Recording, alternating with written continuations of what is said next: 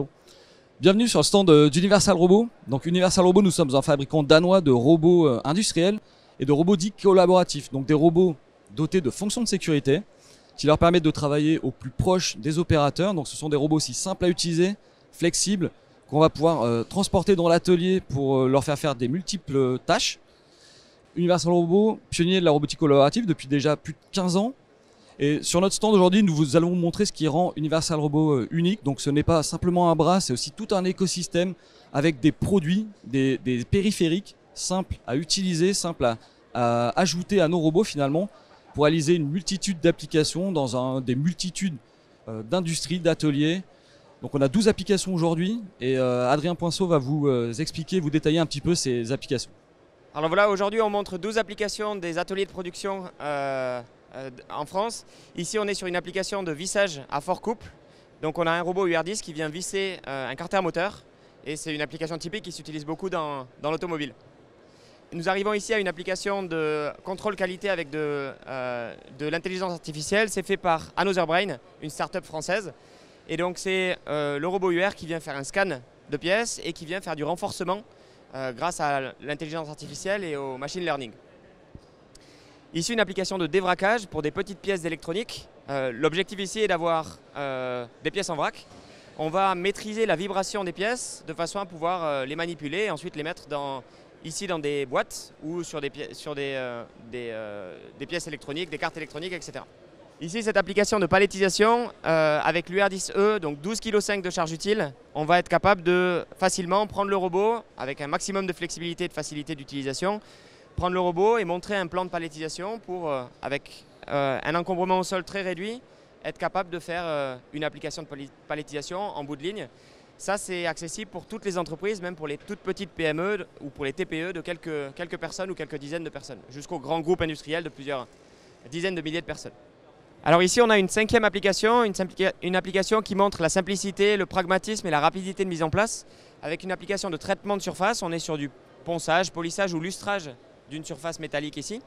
On a un UR+, qui vient se complémenter au robot UR et qui vient donner un métier à ce bras pour ici faire du ponçage. La force du système, c'est de pouvoir prendre le robot et lui montrer un certain nombre de points de référence pour définir le galbe de la surface qui peut être complètement en 3D.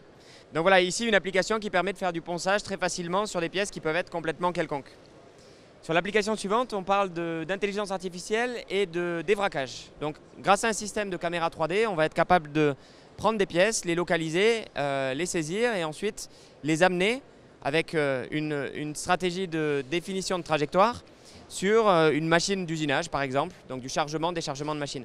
Le défi ici, c'était vraiment d'arriver à partir d'un vrac et de pouvoir dévraquer de façon à pouvoir charger cette machine. Une application qui a de plus en plus d'engouement dans les ateliers de production et qui permet de faire des choses qui jusque-là étaient très difficilement robotisables.